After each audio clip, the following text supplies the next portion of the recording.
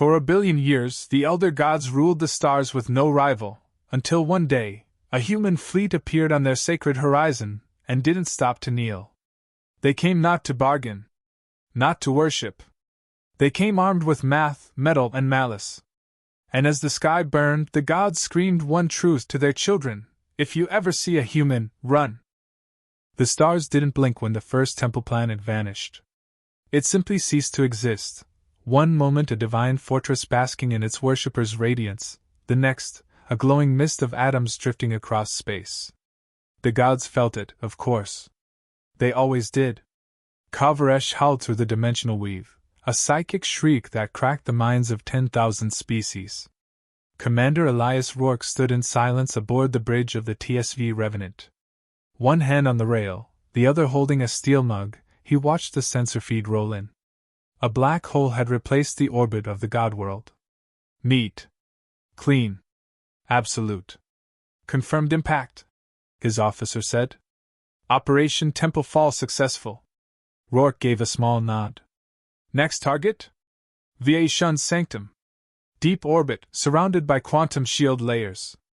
Good, Rourke said. Hit it before they figure out what we are. No grand speech. No explanation. No war declaration. Just coordinates and silence. Humanity had learned its lesson with the galactic concords. Talking only gave the enemy time to dig trenches. This time, there would be no mercy, no envoy, no summit. Just shock, awe, and the sound of collapsing heavens. 4 hours later, VA Shun Sanctum was reduced to radioactive slag. The elder gods were old, yes, ancient beyond understanding, but they were also arrogant.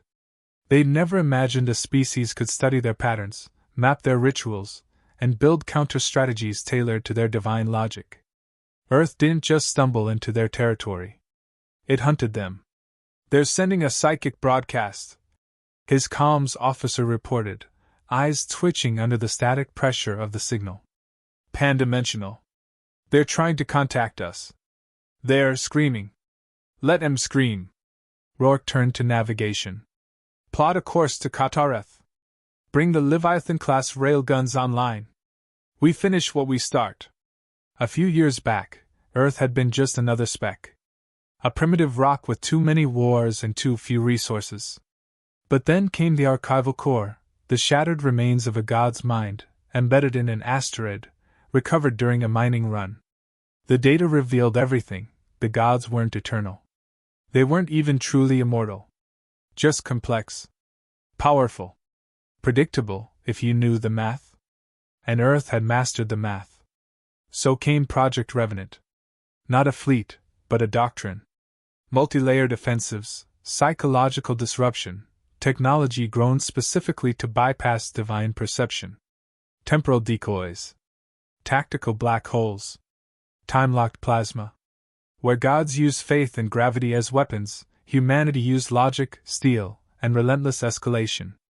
On the edge of Katareth, a god stirred, Kavaresh, furious and fractured, waiting behind layers of astral armor and spiritual flame. Rourke didn't hesitate. The Revenant entered high orbit, launched 10 Chronolancer torpedoes, each programmed with divergent quantum trajectories, forcing Kavaresh to split its attention across timelines. In that moment of division, the Judas array fired, a beam so sharp it sliced gravitational fields like butter. The impact broke the god's outer form, and for the first time, the galaxy witnessed the divine bleed. Stars around the sector dimmed. Vairesh's scream was not one of pain, but confusion. This was not how wars were fought. This was not how mortals behaved. A broadcast hit every comm channel. You defied the eternal order. Stand down. Surrender your weapons. Submit, and you may be spared. Rourke spat into a metal canister and hit transmit. You're late. 2 of you are already dead.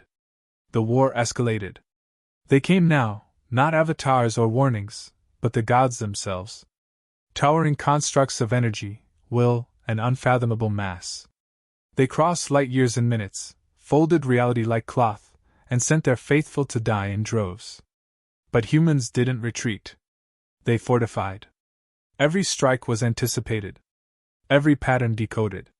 While other species fell to awe or terror, Earth leaned in hard. They built orbital anchor cannons to lock gods in space, neuroshock grids to silence telepathic interference, gravity mines to tear limbs from beings made of thought and heat. Every god that appeared found a world waiting, armed, eager, prepared. And still, the gods believed it a fluke, a temporary rebellion. Until the humans struck Zerath-Kul, the cradle system, a sector forbidden to even mention aloud. There, the oldest god, the one who birthed starfire, whispered to molecules, and etched law into quantum strings. Ishil the Unseen waited. The fleet didn't hesitate.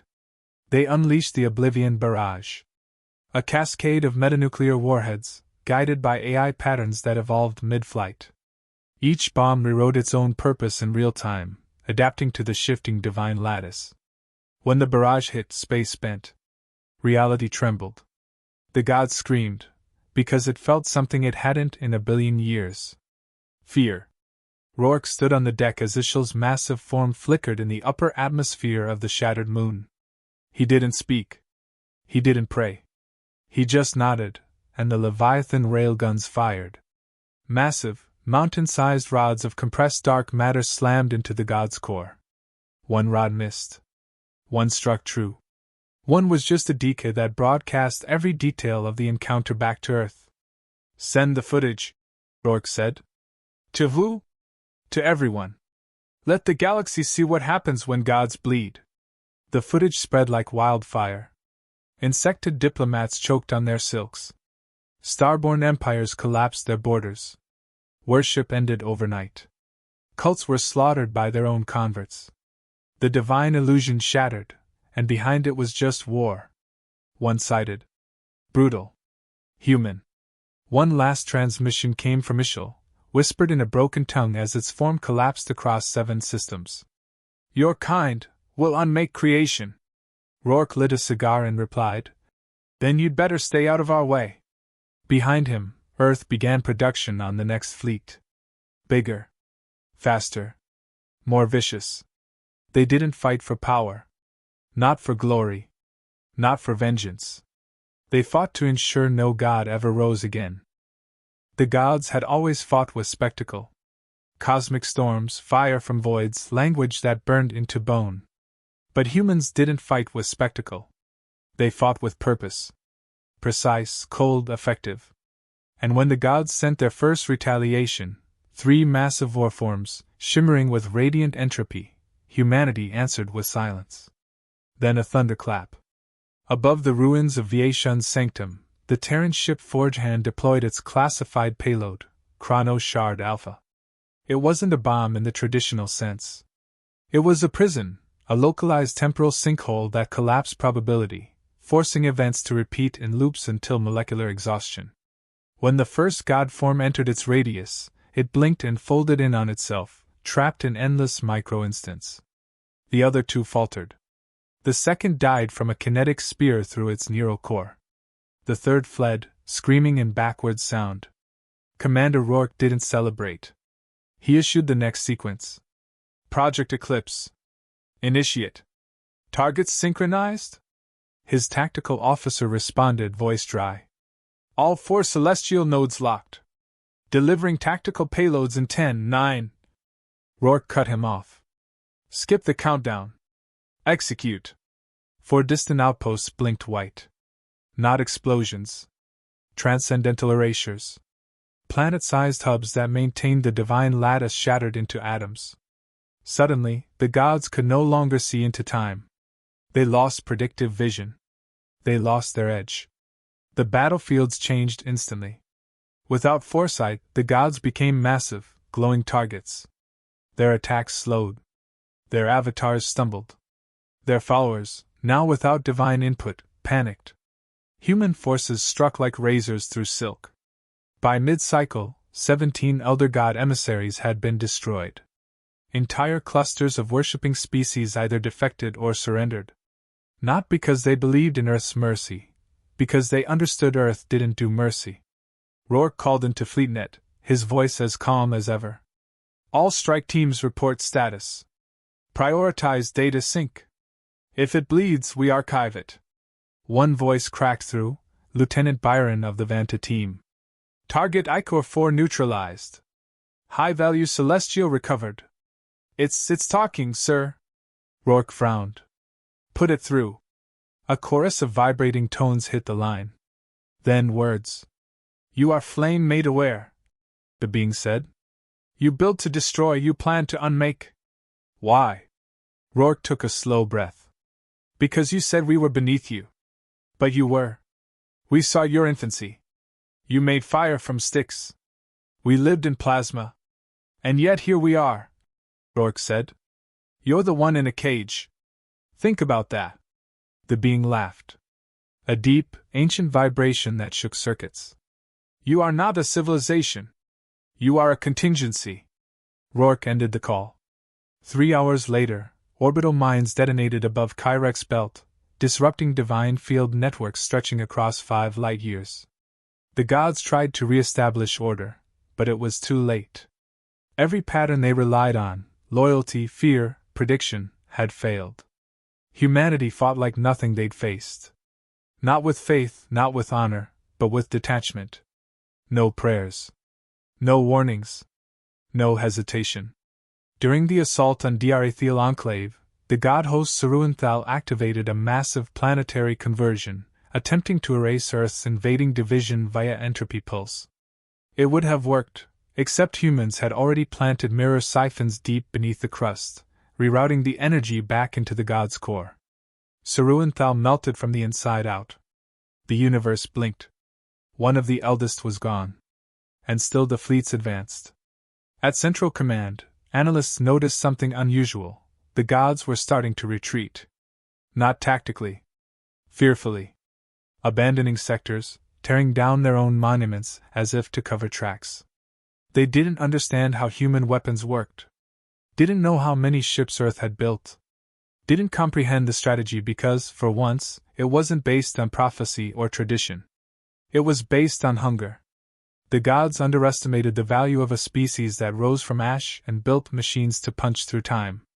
They misunderstood a race that buried its dead with tools, then used those same tools to crack open the stars. On the 7th day of war, FleetNet detected an anomaly, a message broadcast on all frequencies, divine and mortal. You cannot kill all of us, the transmission echoed. We are the architects of meaning. Even if we fall, your kind will collapse under your own weight. Rourke walked into the broadcast chamber, pressed the record key. You created meaning by making others kneel. We created meaning by standing when told to kneel. You shaped stars. We shaped war. Now watch what we do with both. Transmission sent. 12 hours later, humans triggered solar quake protocol in the Ishtar Rift. An engineered pulse destabilized twin stars, whose mutual collapse birthed a singularity that tore open god temples buried inside the rift. 2 more deities died. Not with fire. With silence. At the edge of the galaxy, alien scouts began transmitting warnings. If humans arrive, do not resist. Burn your icons. Cut your banners. They don't want land. They don't want tribute. They want extinction. Of gods. Of faith. Of everything that made us kneel. And in Earth's orbit, new ships were being forged. Larger. Faster. Weaponized with things even Rourke didn't understand. The scientists had gone quiet lately. That meant something terrifying was coming. But he didn't need to know how it worked. Just where to aim it. The gods had relied on worship. Earth had relied on learning. When other species asked for miracles, humans reverse-engineered their own. While the gods ruled for eons, Earth waited in silence. And when it rose, it didn't rise to join the pantheon. It rose to erase it. They called themselves the Awakened Kin, beings born of the Elder God's own essence, crafted from neutron stars, void plasma, and the tears of dying worlds. Each one was a living weapon, bred in silence across eons for one purpose: to erase threats the gods deemed unacceptable. Until humanity arrived, they'd never been used. Commander Elias Rourke read the data as it streamed in, 12 signatures, each large enough to disrupt planetary magnetospheres. One had just shattered an asteroid belt simply by moving through it. No propulsion. No heat trails. Just gravitational intent. These weren't soldiers. They were natural disasters wrapped in flesh. Timeline? He asked without looking up. 3 hours until they reach our defensive grid. His AI responded. They've bypassed half our forward patrols without contact. They're not looking to fight small. They're coming straight for Fleet Core. Then we don't meet them with ships, Rourke said, tapping in a code. We meet them with monsters. Within minutes, Project Revenant was authorized. Earth's darkest experiment, 23 Terran operators, biologically altered beyond regulation, outfitted with exobodies built from harvested god flesh. Souls welded to AI combat cores. They weren't troops. They weren't even quite human anymore. They were war-given form. The message was sent out in one sentence. Revenants, wake up. It's feeding time. On the edge of Sector 19, the kin met humanity's reply. 12 cosmic entities, glowing with apocalyptic force, slowed for the first time in their existence. Not because of fear, they didn't know fear. But confusion. The shapes waiting for them weren't divine. They were crude. Ugly. Stitched with pain and weaponry. Yet they stood still, as if daring them to advance. The kin obliged.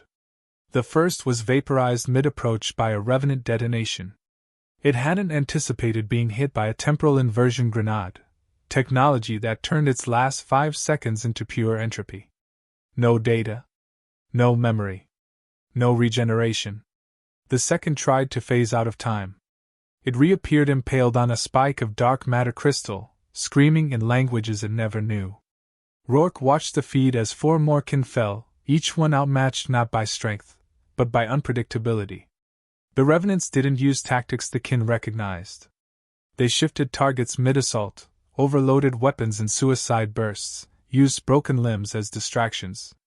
And when the 7th kin fell, the remaining 5 didn't retreat. They hesitated. That hesitation cost them the sky. Orbital Command dropped a payload of void fractals, explosives that ruptured probability fields. 2 more kin were swallowed whole by collapsing timelines. One tried to escape and was caught in a net made of AI-linked artillery platforms slaved to the neural commands of Revenant number 004, call sign Krieg. His last recorded transmission was simple. Told you freaks, this universe is ours now.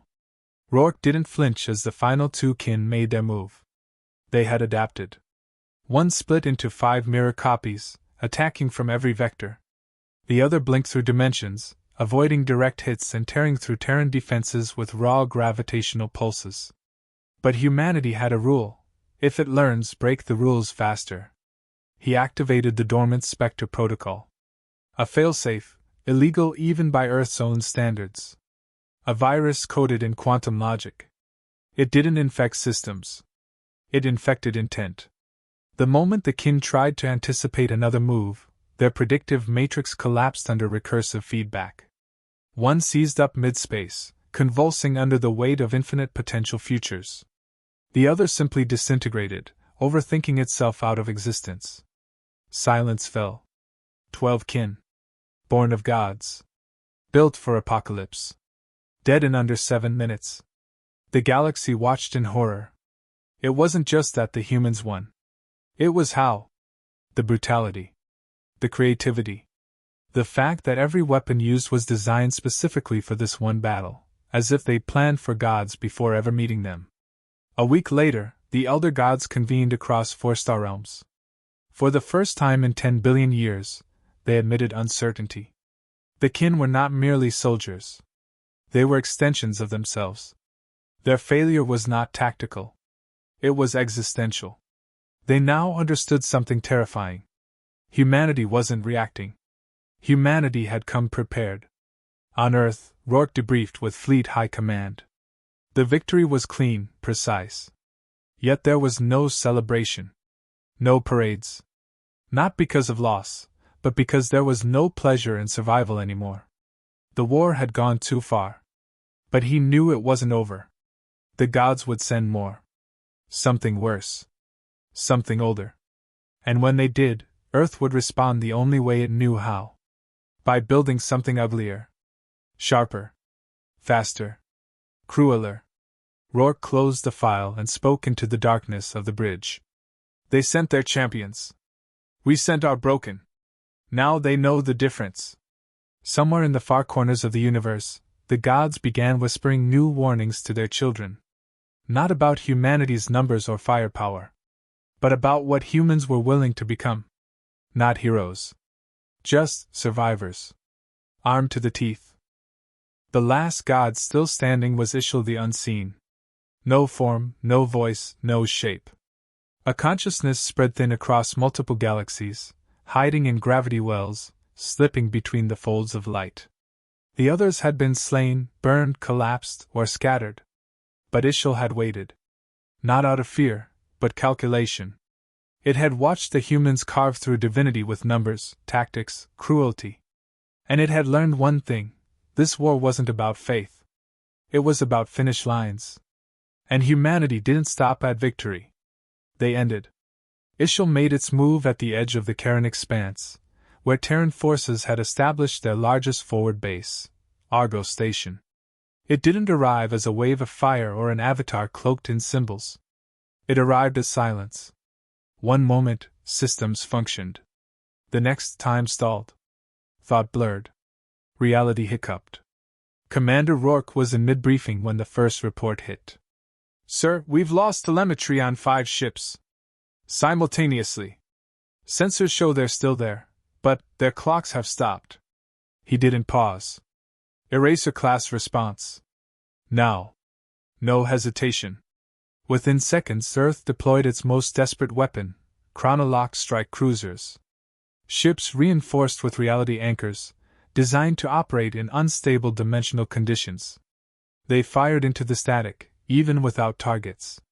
Because with Ishil, the window between detection and erasure didn't exist. By the time the first salvo landed, Ishil responded. Not with beams or fleets. With inversion. Argos command AI began reading negative logic. Orders reversed themselves. Drones flew backward. Fusion drives cooled in mid-ignition. For 10 seconds the base unraveled. Then, the humans adapted. Rourke overrode the mainframe and cut all centralized control. Manual only. Analog fallback. Every trooper on the station flipped to local interface. No shared logic, no networked minds. The chaos lessened. You're not taking this one, he muttered, locking his command channel to hardline. Ishil shifted strategies. Across the sector, entire moons imploded as gravitational eddies folded space into fractal shards. Ships vanished. Not destroyed, removed from cause-effect chains. It was trying to unmake humanity's presence without firing a shot. Earth fired back anyway. The Terran supercarrier Iron Widow activated its deadliest payload, the Null Spine. A 12-mile railgun designed not to destroy mass, but to rip open localized order. Once fired, it shredded any logic within its path, distance, weight, law of conservation. When the projectile screamed across space, the stars behind it blinked off. The unseen god reeled. For the first time, it gave humans a shape. Something to aim at. A knot of collapsing dimensions, swirling and breathing like a dying storm. Rourke called the fleet. All batteries. All divisions. Burn it. Across the expanse, the void ignited. Humanity's war engines fired as one, missiles with sentient guidance, rail spears wrapped in entropy foam, plasma cannons loaded with nanovirus swarms designed to eat conceptual structure. It wasn't pretty. It wasn't tactical. It was absolute. The unseen screamed. Not in sound, but in pattern. Languages old enough to twist reality cracked through space-time. Entire systems went blind. Satellites melted from message overload. And in that moment, humanity replied. Revenant units deployed into the heart of the rift. Suicide missions. No return. Carriers launched them one by one, armor blackened with void residue, minds wired for instability. They dove through the fractures where Ishil's body bled paradox. Inside, they did one thing: detonate the cognition bombs, payloads made not to kill, but to overwrite.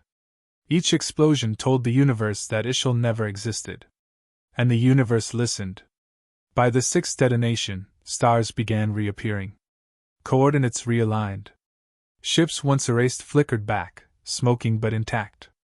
Ishul struck back with one final gambit. It folded the entire sector inward. A last breath. A collapsing womb of chaos meant to birth nothing. Rourke didn't wait. He ordered Protocol Ragnarok.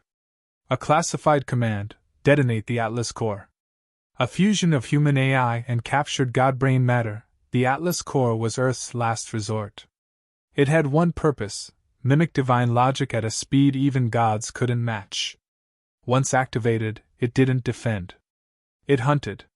The Atlas core awoke, screamed once through the ship's speakers, then vanished into FTL burst. 30 seconds later, everything stopped. No movement. No radiation. Not even light. Then space ruptured, and the last of the god's essence scattered into inert dust. Ishul was gone. Not killed. Erased. Back on Argo Station, Rourke lit a cigar with shaking hands. His comms officer, pale, whispered without looking up. "Do you think that was it?" Rourke stared out the viewport at the stabilizing stars. "I think they thought we'd beg. I think they never expected us to fight like we were the apocalypse." Across the galaxy, the last echoes of the divine flickered and faded. And in their place, only one name remained in whispered fear. Terrans. Not conquerors. Terminators. The war didn't end with a surrender. It ended with silence. No message. No final threat. Just one by one, the temples stopped glowing, the celestial signals went dark, and the stars stopped whispering in alien tongues. Ishul was gone. Not defeated. Not buried. Just removed, like a lie corrected mid-sentence. For the first time in a billion years, there were no gods left to command, condemn, or create.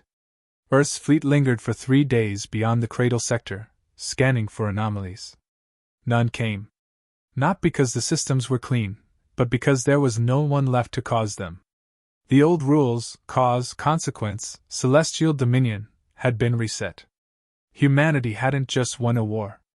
It had forced a rewrite of universal law through attrition, strategy, and sheer stubborn will.